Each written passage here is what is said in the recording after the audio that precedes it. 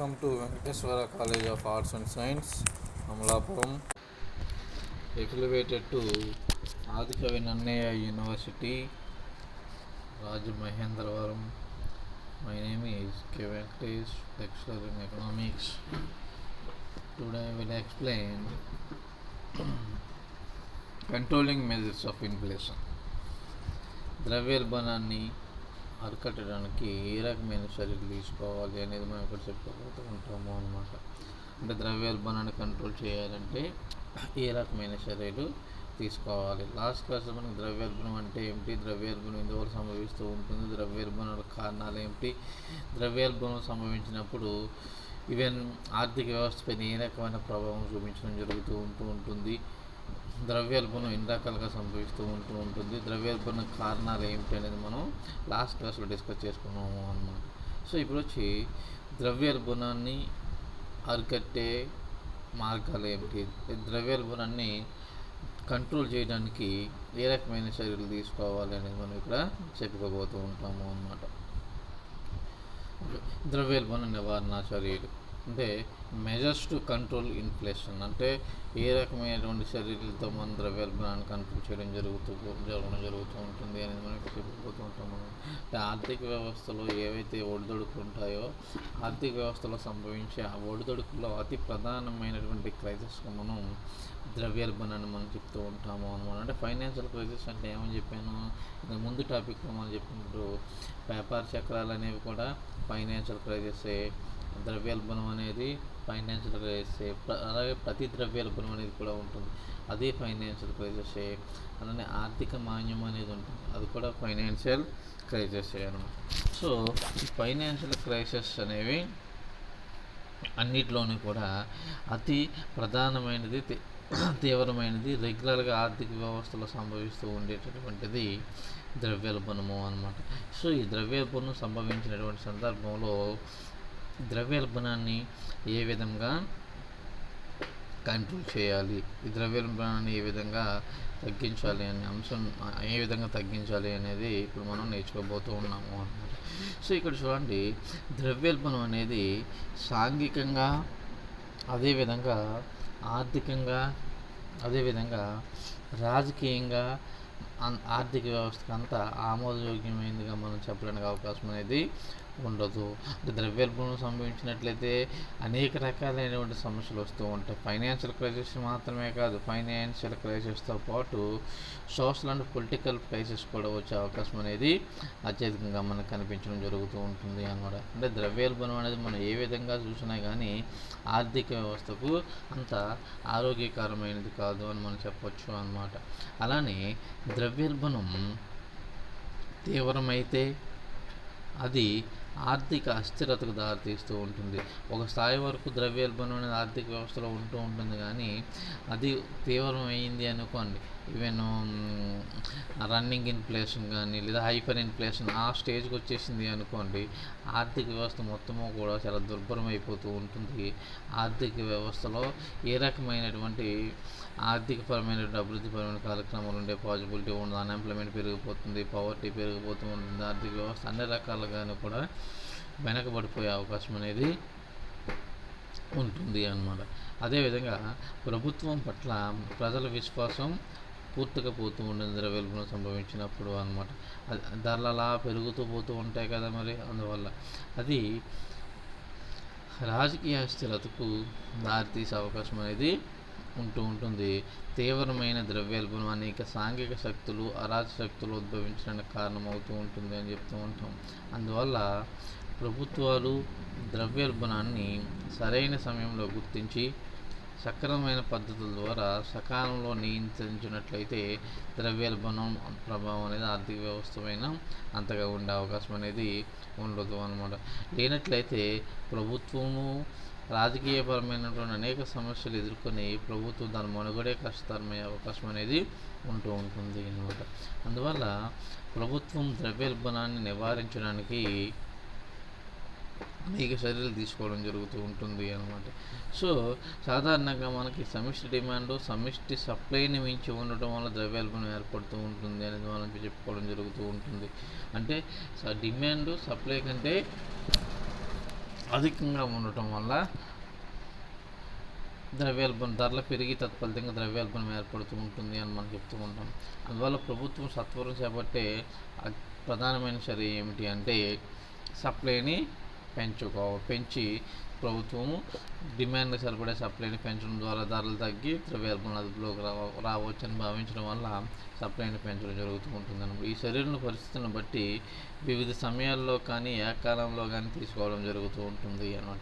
అయితే ద్రవ్యోల్బణ నియంత్రణ కోసం ప్రభుత్వం చేపట్టే చర్యలను స్థూలంగా 3 రకాలుగా చెప్పడం జరుగుతూ ఉంటుంది. అవేమిటి అంటే ద్రవ్యపరమైన చర్యలు, 1 మానిటరీ మెజర్స్ అని చెప్తూ ఉంటాము, 2 కోశపరమైన చర్యలు, అదేవిధంగా 3 వచ్చి ఫిజికల్ మెజర్స్ అని చెప్తూ ఉంటాము, 3 వచ్చి అదర్ మెజర్స్ ఇతర చర్యలు అనేది 3 రకాలుగా చెప్పడం జరుగుతూ ఉంటుంది అన్నమాట. ఇక్కడ ఫస్ట్ వన్ వచ్చి ద్రవ్యపరమైనటువంటి చర్యలు. ద్రవ్యపరమైనటువంటి చర్యలు ఏమిటో చూసినట్లయితే 1 పరపతి నియంత్రణ. అంటే పరపతి నియంత్రణ అంటే ఏమిటనే చూసినట్లయితే దాంట్లో బ్యాంకు రేటును పెంచడం కానీ, నగదు నిల్వల నిష్పత్తిని పెంచడము, వినియోగదారులు పరపతి నియంత్రణ చేయటము, బహిరంగ మార్కెట్ వ్యవహారాలు, ఓపెన్ మార్కెట్ వ్యవహారాలు అని చెప్తూ ఉన్నాం. అట్లనే మార్జిన్లను పెంచడము, సో అట్లనే డైరెక్ట్ యాక్షన్స్, అలాగే అదేవిధంగా అధిక విలువ కలిగిన కరెన్సీ నోట్లను సలామణి నుండి తీసివేయటము, అలానే నూతన కరెన్సీని ప్రవేశపెట్టడము, ఇవన్నీ కూడా మనకి ద్రవ్యపరమైనటువంటి చర్యలుగానే మనం చెప్తూ ఉంటాము అన్నమాట. అదే కోశపరమైనటువంటి చర్యలు.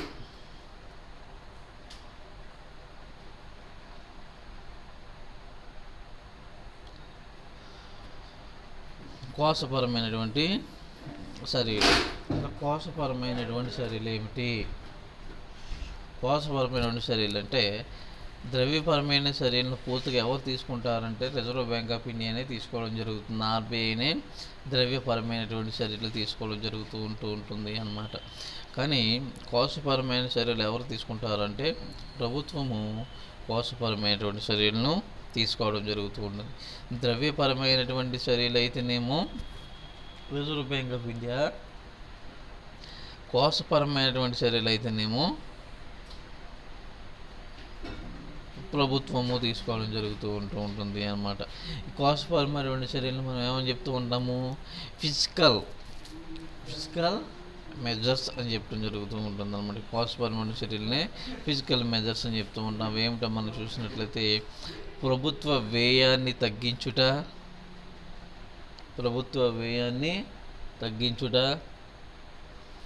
అదేవిధంగా పన్నుల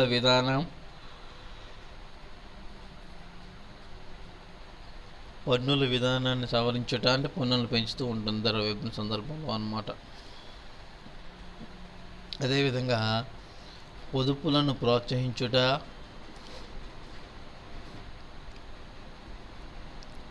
మిగులు బడ్జెట్, ప్రభుత్వ రుణం, ద్రవ్య విలువలను దేశం లోపల పెంచడము, ఇవన్నీ కూడా కోశపరమైనటువంటి చర్యలుగా మనం చెప్పడం జరుగుతూ ఉంటుంది అన్నమాట. అదే ఇతర చర్యలు, అదర్ మెజర్స్ ఏమిటో చూడండి. ఉత్పత్తిని పెంచుట, హేతుబద్ధ వేతన విధానాన్ని అనుసరించడము, ధరలను నియంత్రణ చేయటము, పరపతి రేషనింగ్ను మార్పు చేయటము అన్నమాట. ఈ 3 రకాలైనటువంటి చర్యల ద్వారా ద్రవ్యోల్బణాన్ని నియంత్రణ చేయడం జరుగుతూ ఉంటుంది. అంటే ద్రవ్యపరమైన చర్యలు 1, 2 కోశపరమైనటువంటి చర్యలు, 3 ఇతర చర్యలు. ద్రవ్యపరమైన చర్యలు ఎవరు టేక్ఓవర్ చేస్తూ ఉంటారు? రిజర్వ్ బ్యాంక్ ఆఫ్ ఇండియా ద్రవ్యపరమైనటువంటి చర్యలు తీసుకోవడం జరుగుతూ ఉంటుంది. కోశపరమైనటువంటి చర్యల్ని ప్రభుత్వము తీసుకోవడం జరుగుతూ ఉంటుంది. ఇతర చర్యలను రిజర్వ్ బ్యాంకు ప్రభుత్వం కలిపి ఆర్థిక పరిస్థితులను బేస్ చేసుకుని తీసుకోవడం జరుగుతూ ఉంటుంది అన్నమాట. సో ఇప్పుడు క్లియర్గా మనం ఒకదానికొకటి ఎక్స్ప్లెయిన్ చేసుకోవచ్చు. ఫస్ట్ ద్రవ్యపరమైనటువంటి చర్యలు. అసలు ద్రవ్యపరమైనటువంటి చర్యలు ఏమిటి అనేది ఇక్కడ చూడండి.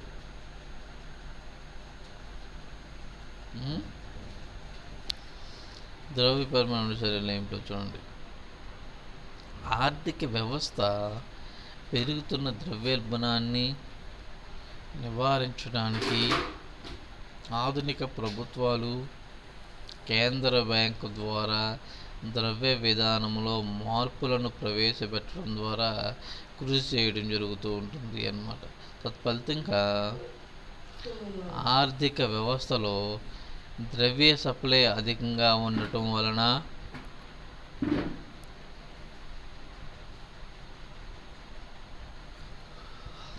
ద్రవ్యోల్బణం అనేది ఎక్కువ అవుతూ ఉంటుంది. దీనిని అదుపు చేయటానికి కేంద్ర బ్యాంక్ సహాయంతో పరపతి నియంత్రణ మరియు అధిక విలువ గల కరెన్సీ నోట్లను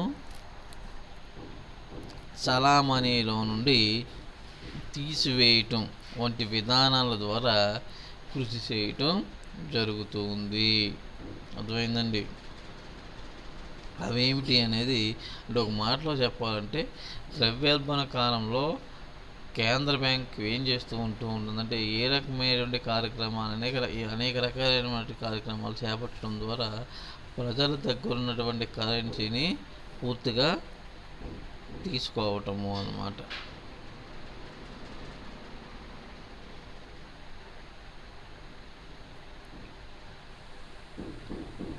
సో నెక్స్ట్ వచ్చేవాడు ఫస్ట్ దాంట్లో పరపతి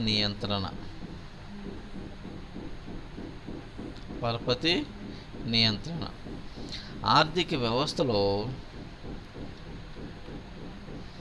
కేంద్ర బ్యాంకు అనుసరించే పరిమాణాత్మక మరియు గుణాత్మక పరపతి నియంత్రణ విధానాల ద్వారా ద్రవ్యోల్బణాన్ని అదుపు చేయడం జరుగుతూ ఉంటుంది అన్నమాట.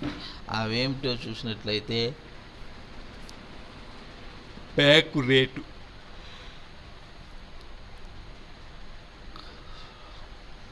ద్రవ్యోల్బణం ఎక్కువగా ఉన్నప్పుడు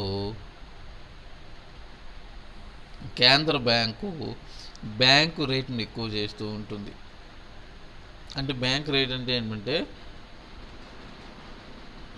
వాణిజ్య బ్యాంకులు కేంద్ర బ్యాంకు దగ్గర తీసుకున్నటువంటి రుణానికి చెల్లించే వడ్డీ రేట్ని మనం ఏమని చెప్తూ ఉంటామంటే బ్యాంకు రేటు అని చెప్తూ ఉంటాము అన్నమాట.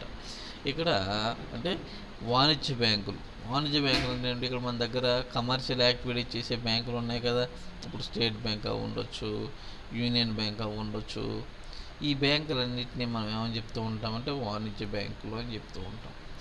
అంటే పూర్తిగా ఈ వాణిజ్య పేరులోనే ఉంటుంది. వాణిజ్యం అంటే ఏమిటి? వ్యాపారము అని మనం అంటే పూర్తిగా వ్యాపార దృక్పథంతో పనిచేసేటటువంటి బ్యాంకులను వాణిజ్య బ్యాంకులు అని చెప్తూ ఉంటాం. ఈ వాణిజ్య బ్యాంకులు కేంద్ర బ్యాంక్ దగ్గర రుణం తీసుకున్న సందర్భంలో, అప్పు తీసుకున్నటువంటి సందర్భంలో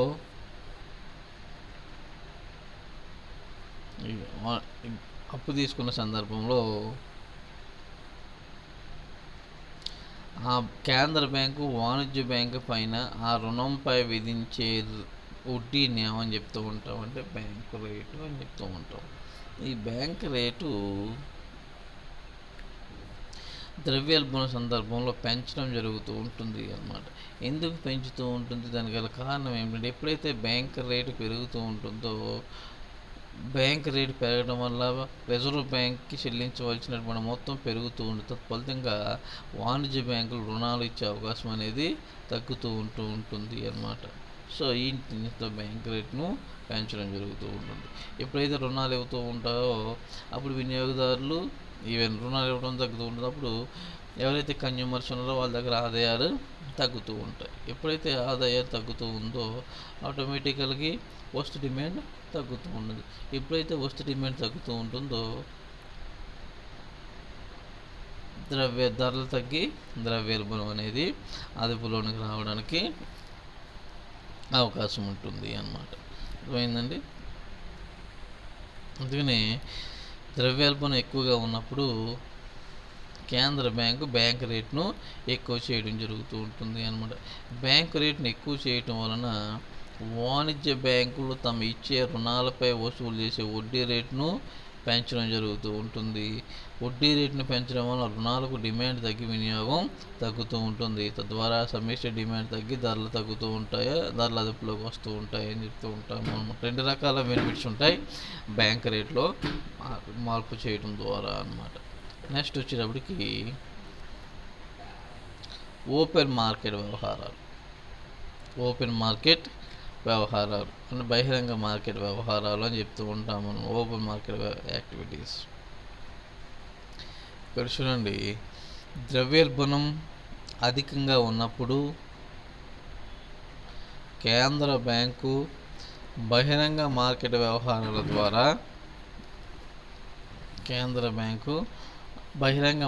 వ్యవహారాల ద్వారా సెక్యూరిటీలను కొనుగోలు చేయటం జరుగుతూ ఉంటుంది. దీని వలన వాణిజ్య బ్యాంకులు మరియు ఇతర పరపతి సంస్థల వద్ద పరపతి పరిమాణం తగ్గిపోవడం జరుగుతూ ఉంటుంది. పరపతి తగ్గటం వలన వినియోగ వస్తు సేవలకు డిమాండ్ తగ్గుతుంది. దాని వలన ధరలు తగ్గుతాయి. ఈ విధంగా ఓపెన్ వ్యవహారాల ద్వారా కేంద్ర బ్యాంకు ఆర్థిక వ్యవస్థలో ద్రవ్యోల్బణాన్ని అరికట్టడానికి అవకాశం అనేది ఏర్పడుతూ ఉంటుంది. నెక్స్ట్ సిఆర్ఆర్ను పెంచడం. సిఆర్ఆర్ అంటే అర్థం ఏమిటి అంటే క్యాష్ రిజర్వ్ రేషియో. సిఆర్ఆర్ అంటే అర్థం ఏమిటి? క్యాష్ రిజర్వ్ రేషియో, నగదు నిల్వల నిష్పత్తి అని అర్థం. దాన్ని సిఆర్ఆర్ అని మనం చెప్తూ ఉంటాం. క్యాష్ రిజర్వ్ రేషియోని సిఆర్ఆర్ అని మనం చెప్పడం జరుగుతూ ఉంటుంది అన్నమాట. ఆర్థిక వ్యవస్థలో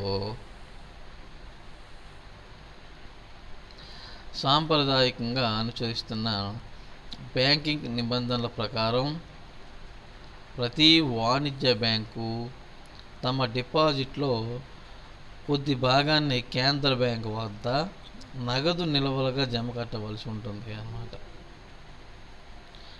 అంటే ప్రతి వాణిజ్య బ్యాంకు కూడా తన వార్షిక ఆదాయంలో కొంత భాగాన్ని కేంద్ర బ్యాంకు వద్ద నగదు నిల్వగా జమ కట్టవలసి ఉంటుంది అన్నమాట. దీనిని నగదు నిల్వల నిష్పత్తి అని చెప్తూ ఉంటాము అన్నమాట. సాధారణంగా దేశంలో నెలకొని ఉన్న ఆర్థిక పరిస్థితులను బట్టి 3 నుండి 15% మధ్య దీనిని సిఆర్ఆర్ అనే దాన్ని నిర్ణయిస్తూ ఉంటారు. ద్రవ్యోల్బణ పరిస్థితులు ఆర్థిక వ్యవస్థలో నెలకొని ఉన్నప్పుడు కేంద్ర బ్యాంకు ద్రవ్య విధానంలో భాగంగా నగదు నిల్వల నిష్పత్తిని పెంచి పరపతి లభ్యతను తగ్గిస్తూ ఉంటుంది. నగదు నిల్వల నిష్పత్తి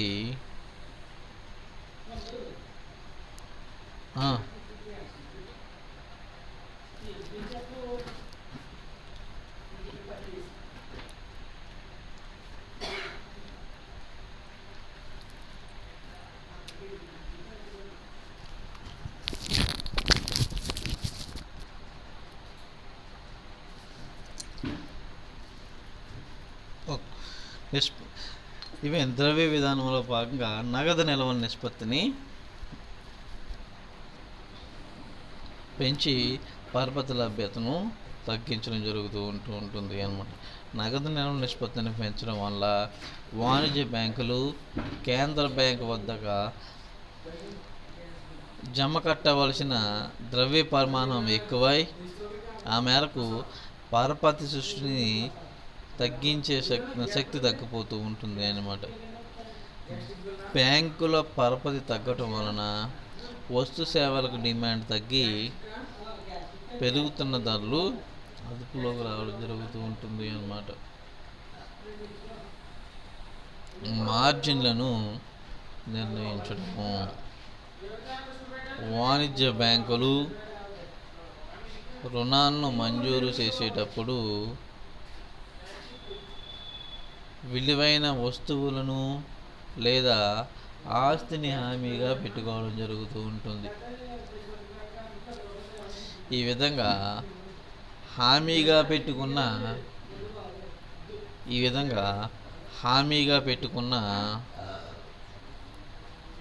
వస్తువులు లేదా ఆస్తి విలువలో కొంత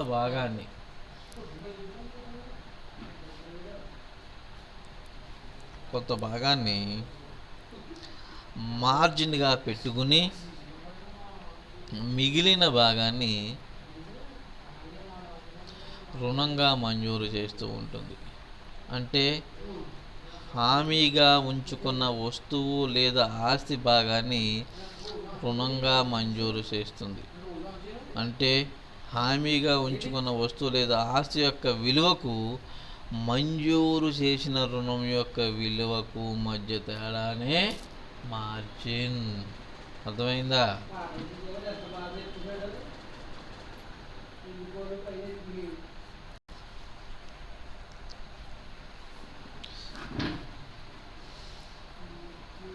అంటే హామీగా ఉంచుకున్న వస్తువు లేదా ఆస్తి యొక్క విలువకు మంజూరు చేసిన రుణం యొక్క విలువకు మధ్య ఉన్న తేడానే మార్జిన్గా చెప్పవచ్చు.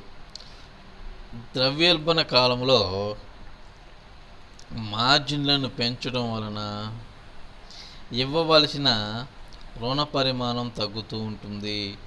సాధారణంగా ద్రవ్యోల్బణ కాలంలో వ్యాపారస్తులు అత్యవసర వస్తువులను స్పెక్యులేషన్ ఉద్దేశంతో వస్తు విలువను హామీగా చూపించి రుణాలు పొందుతూ ఉంటారు.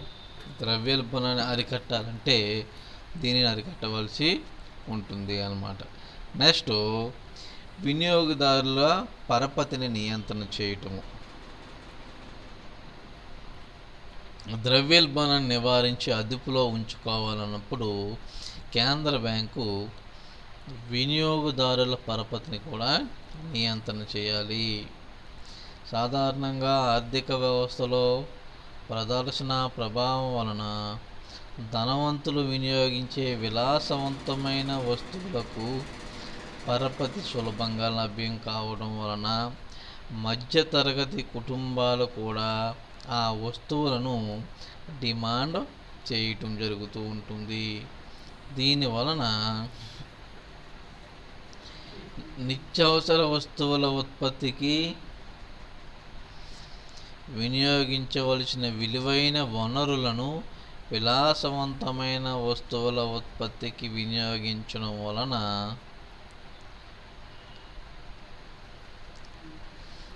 ద్రవ్యోల్బణం సమస్య ఉత్పన్నమవుతూ ఉంటుంది.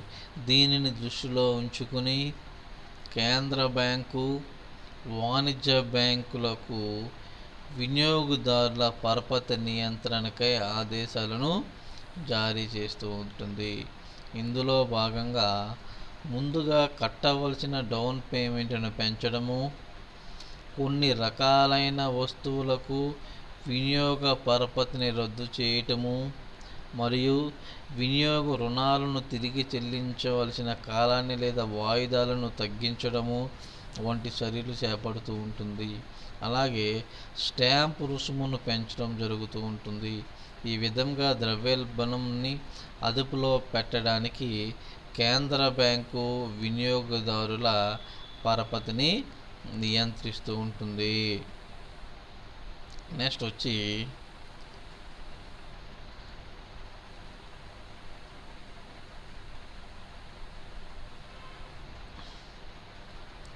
ప్రత్యక్ష పద్ధతులు. ద్రవ్యోల్బణానికి దోహదం చేసే విధంగా ఉన్న వాణిజ్య బ్యాంకులైన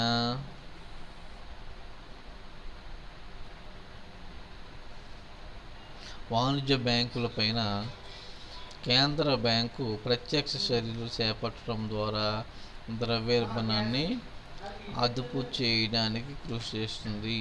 ఈ చర్యల్లో భాగంగా నిబంధనలను అతిక్రమించిన బ్యాంకులకు పరపతిని ఇవ్వడంలో నిర్బంధాలను కేంద్ర బ్యాంక్ విధిస్తుంది. అధిక రుణాలపైన అధిక వడ్డీ రేటును విధిస్తూ ఉంటుంది. కొన్ని పార్టీలకు పెట్టుబడి రుణాలను ఆపుతూ ఉంటుంది. హుండీలను డిస్కౌంట్ చేయడాన్ని, పరపతి సౌకర్యాలను పరిమితం చేయటం జరుగుతూ ఉంటుంది అన్నమాట. ఇవన్నీ కూడా కేంద్ర బ్యాంకు డైరెక్ట్గా తీసుకునేటువంటి చర్యలు. వీటితో పాటు చూడండి, అధిక విలువ కలిగిన కరెన్సీ నోట్లను చలామణి నుండి తీసివేయటము. అధిక విలువ కలిగినటువంటి కరెన్సీ నోట్లను చలామణి నుండి తీసివేయటము. ఆర్థిక వ్యవస్థలో నల్లధనం అధికంగా ఉండి అది ద్రవ్యోల్బణానికి దారితీస్తుందని భావించినప్పుడు కేంద్ర బ్యాంకు ఈ చర్యలను చేపడుతూ ఉంటుంది అన్నమాట. సాధారణంగా నల్లధనం కల యజమానులు అధిక విలువ కల నోట్ల రూపంలో తమ నల్లధనాన్ని దాచుకుంటారు. అందువల్ల అధిక విలువ కలిగిన నోట్లను చలామణిలో నుండి తొలగించినప్పుడు ద్రవ్యోల్బణం అదుపులోకి వస్తూ ఉంటుంది. భారతదేశంలో ద్రవ్యోల్బణం అధికంగా ఉన్నప్పుడు కొంతకాలం 1000 రూపాయల నోట్లను, 2000 రూపాయల నోట్లను, 1000 లేదు కదా ఇప్పుడు, 2000 రూపాయల నోట్లను చలామణి నుండి తొలగిస్తూ ఉంటారు. అదేవిధంగా ఒకప్పుడు 1000 రూపాయలు ఉండేవి కాబట్టి ఆ 1000 రూపాయల నోట్లను చలామణి నుండి కొన్ని రోజుల పాటు తొలగించారు 90s పీరియడ్లో అనమాట. ఇప్పుడు వచ్చింది అనుకుంటే 2000 రూపాయల నోట్లు తీసేస్తారు. అలానే నూతన కరెన్సీని ప్రవేశపెట్టడము ద్రవ్యోల్బణాన్ని అదుపు చేయటానికి తీసుకునే చర్యల్లోకెల్లా అత్యంత తీవ్రమైనటువంటి చర్యగా నూతన కరెన్సీని ప్రవేశపెట్టడం అనేది మనం చెప్పుకోవచ్చు అన్నమాట. ద్రవ్యోల్బణం అత్యంత వేగంగా పెరుగుతూ అదుపు చేయలేని పరిస్థితుల్లో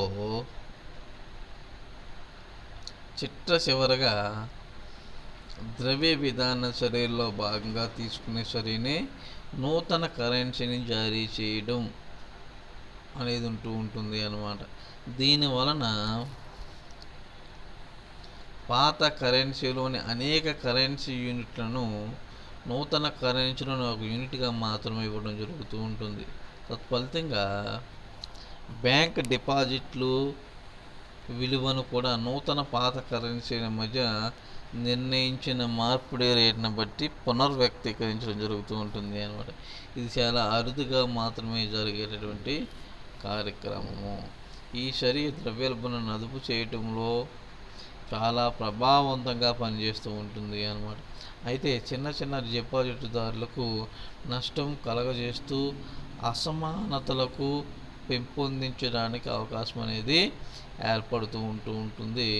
దాంతోపాటుగా సాంఘిక తిరుగుబాటు రావడానికి కూడా అవకాశం అనేది ఏర్పడుతూ ఉంటుంది అన్నమాట. ఇవన్నీ కూడా మనకి ద్రవ్యపరమైనటువంటి చర్యలుగా మనం చెప్తూ ఉంటాము. నెక్స్ట్ కోశపరమైనటువంటి చర్యలు. ఈ కోశపరమైనటువంటి చర్యలు ఎవరు తీసుకోవడం జరుగుతూ ఉంటుందిరా అంటే ప్రభుత్వం కోశపరమైనటువంటి చర్యలు డైరెక్ట్గా ప్రభుత్వమే ఈ కోశపరమైన చర్యలు తీసుకోవడం జరుగుతూ ఉంటుంది. అదేమిటో చూసినట్లయితే ద్రవ్య విధానం ద్రవ్యోల్బణాన్ని అదుపు చేయటంలో ఒంటరిగా కృషి చేయలేదు. ద్రవ్య విధానం ద్రవ్యోల్బణాన్ని అదుపు చేయడంలో ఒంటరిగా కృషి చేయలేదు.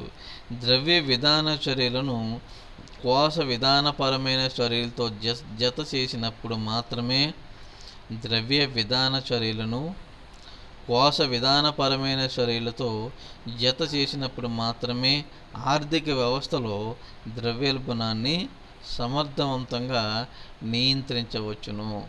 కొనుగోలు శక్తిని తగ్గించి తద్వారా సార్థక డిమాండ్ను తగ్గించడానికి కోశ విధాన చర్యలు తోడ్పడుతూ ఉంటాయి అని మనం చెప్పొచ్చు అన్నమాట. ఆ కోశ విధానమైన చర్యలు ఏమిటి అని మనం చూసినట్లయితే ఇక్కడ చూడండి, ప్రభుత్వ వ్యయాన్ని తగ్గించడము, ద్రవ్యోల్బణాన్ని నియంత్రణ చేయడానికి సాధ్యమైనంత వరకు ప్రభుత్వం తను చేసే వ్యయాన్ని తగ్గించుకోవాల్సి ఉంటుంది. అంటే ఎందుకు తగ్గించుకోవాలంటే ప్రభుత్వ వ్యయము అంటే ప్రభుత్వం చేసే వ్యయం ప్రజలకు ఆదాయం అవుతూ ఉంటుంది. ప్రభుత్వం చేసే ప్రతి వ్యయము కూడా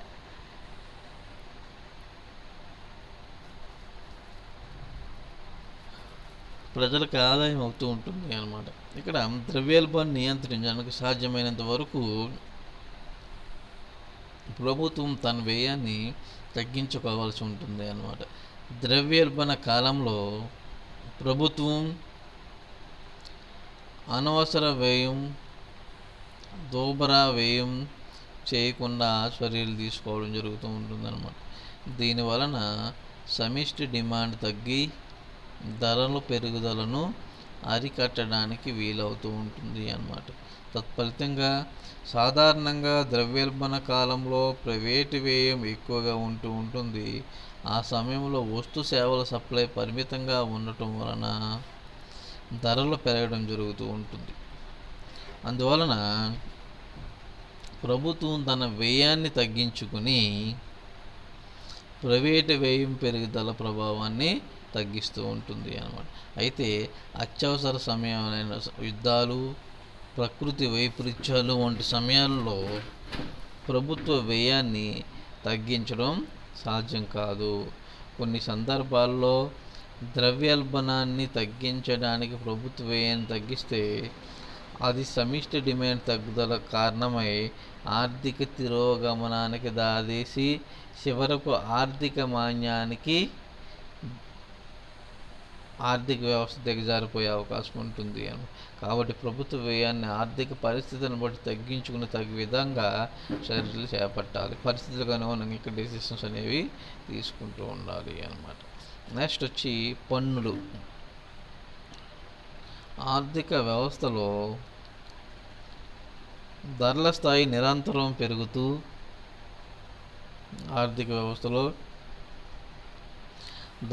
నిరంతరం పెరుగుతూ ద్రవ్యోల్బణం తీవ్రంగా ఉన్నప్పుడు ప్రత్యక్ష పన్నులను పెంచడం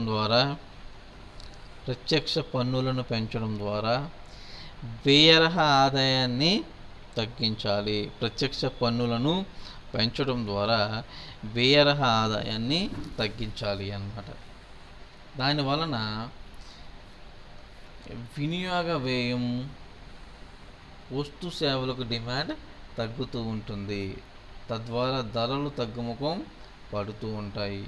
ద్రవ్యోల్బణ కాలంలో ప్రభుత్వ ముఖ్య ఉద్దేశం ప్రజల కొనుగోలు శక్తిని తగ్గించడమే. కాబట్టి ప్రభుత్వము ప్రత్యక్ష పన్నులను పెంచడము, కొనుగోలు శక్తిని తగ్గించి ధరల పెరుగుదలను నియంత్రించడం జరుగుతూ ఉంటుంది అన్నమాట. అంతేకాకుండా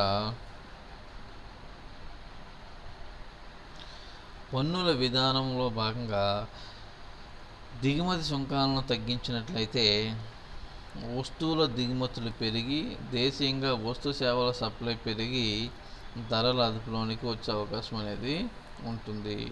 నెక్స్ట్ పొదుపును ప్రోత్సహించడము. ప్రభుత్వం ద్రవ్యోల్బణ కాలంలో పొదుపును ప్రోత్సహించినట్లయితే ధరలు తగ్గుతాయి అన్నమాట.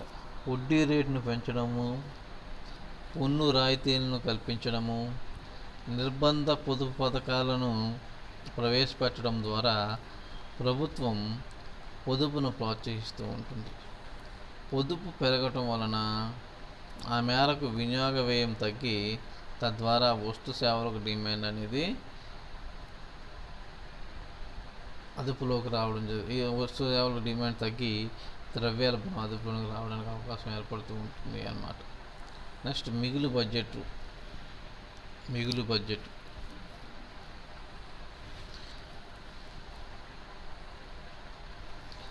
ద్రవ్యోల్బణ కాలంలో పెరుగుతున్న ధరలను అదుపు చేయడానికి ప్రభుత్వము మిగులు బడ్జెట్ విధానాన్ని అనుసరిస్తూ ఉంటుంది అన్నమాట. ప్రభుత్వానికి వచ్చే రాబడి ప్రభుత్వం చేసే వ్యయం కన్నా ఎక్కువగా ఉండటాన్నే మిగులు బడ్జెట్ అని మనం చెప్పడం జరుగుతూ ఉంటుంది అన్నమాట.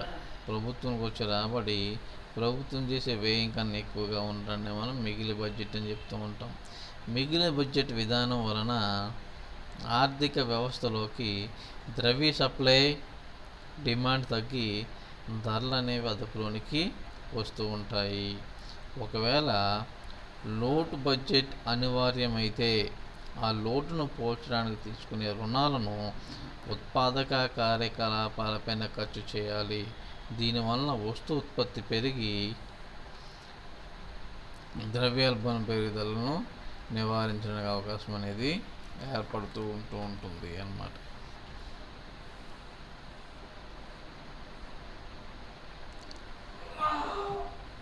నెక్స్ట్ దేశం లోపల ద్రవ్య విలువను పెంచడము. దేశం లోపల ద్రవ్య విలువను పెంచడం వలన ఎగుమతులు ధరలు ఎక్కువై విదేశాలలో ఎగుమతులకు డిమాండ్ తగ్గుతూ ఉంటుంది. ఎగుమతులు విదేశాలలో తగ్గటం వలన ఆ మేరకు దేశంలో వస్తువుల లభ్యత పెరిగి సమిష్టి సప్లై పెరుగుతూ ఉంటుంది. అలాగే దేశీయ ద్రవ్య విలువను పెంచడం వలన దిగుమతుల ధరలు కూడా తగ్గడం జరుగుతూ ఉంటుంది. దీనివలన దిగుమతి చేసుకునే వస్తు సేవల సప్లై పెరిగి దేశంలో సమిష్టి సప్లై పెరుగుతూ ఉంటుంది అన్నమాట. ఈ విధంగా సమిష్టి సప్లై పెరుగుతూ సమిష్టి డిమాండ్కు సమానం కావడంతో ధరల పెరుగుదలను నియంత్రణ చేయటం జరుగుతుంది. ఫలితంగా ద్రవ్యోల్బణాన్ని మనం అరికట్టడానికి అవకాశం అనేది ఏర్పడుతూ ఉంటుంది అన్నమాట. ఇవన్నీ కూడా మనకి ద్రవ్యపరమైనటువంటి ఇవి కోశపరమైనటువంటి చర్యలుగా చెప్తూ ఉంటాము. ఇవి ప్రభుత్వం తీసుకునేటువంటి చర్యలు అన్నమాట.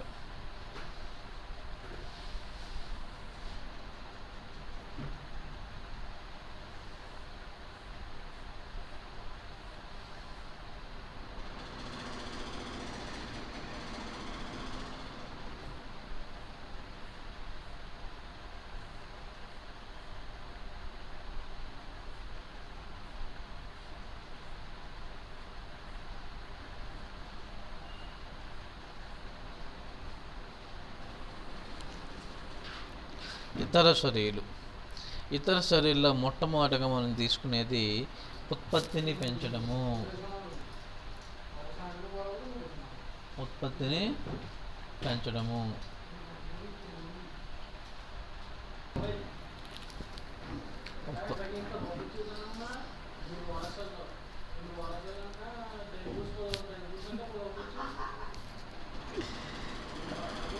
ఓకే, ఉత్పత్తిని పెంచడంలో మొదట తీసుకునే సరే ఏమిటో చూద్దాం.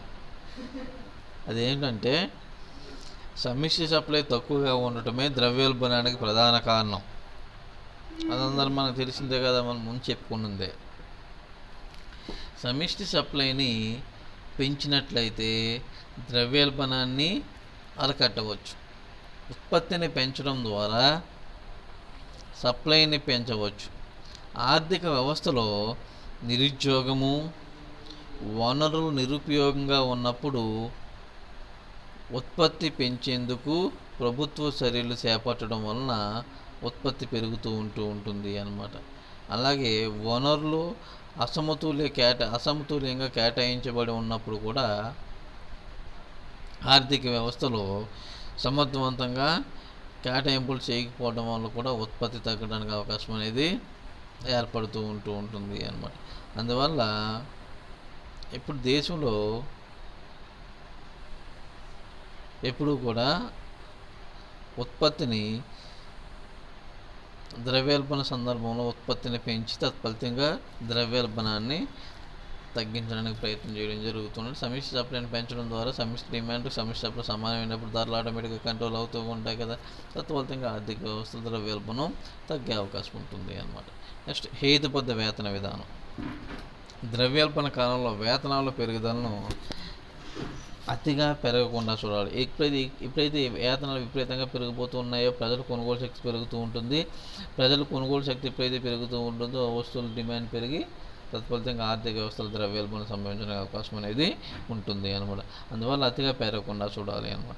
బలమైన శ్రామిక సంఘాల వల్ల కానీ రాజకీయ కారణాల వల్ల కానీ వేతనాలు ఎక్కువగా పెరిగినట్లయితే ఉత్పత్తి వ్యయాలు పెరిగి ధరలు మరింత పెరుగుతూ ఉంటాయి. దాంతోపాటుగా ప్రజల ఆదాయాలు పెరగడం వల్ల కూడా వస్తు సేవల కొనుగోలు శక్తి పెరిగి సమిష్టి డిమాండ్ పెరుగుతూ ఉంటుంది అనమాట. తత్ఫలితంగా ద్రవ్యోల్బణం సంభవించడానికి అవకాశం అనేది ఏర్పడుతూ ఉంటుంది అనమాట. నెక్స్ట్ ధరల నియంత్రణ. ద్రవ్యోల్బణాన్ని నియంత్రించే ప్రత్యక్ష చర్యల్లో ధరల నియంత్రణ ప్రధానమైనదిగా చెప్పవచ్చు.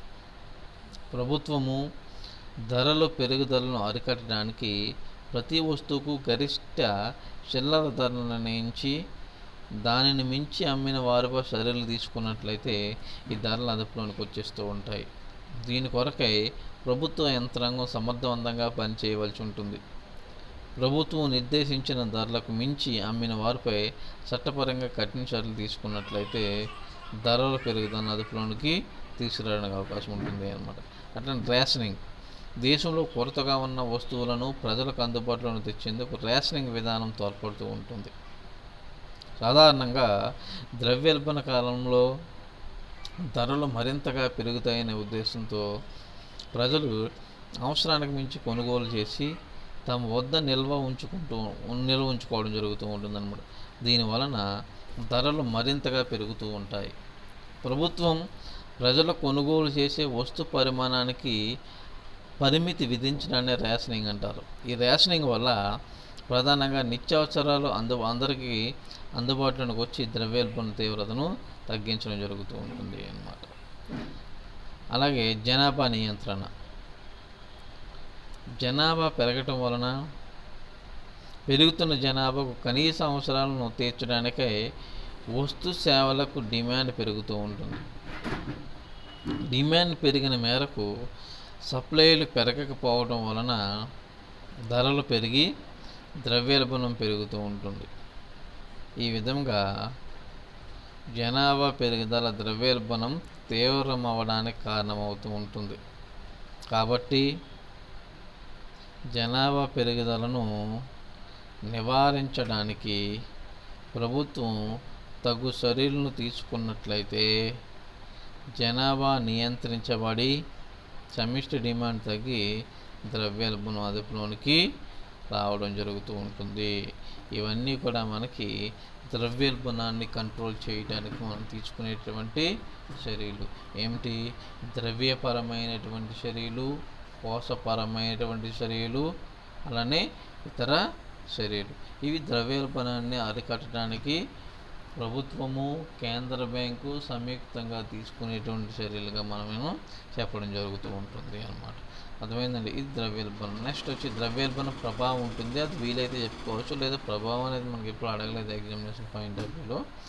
లేదా నెక్స్ట్ యూనిట్ మనం కంటిన్యూ చేసుకోవచ్చు అన్నమాట. అర్థమైందండి? Okay, thank you.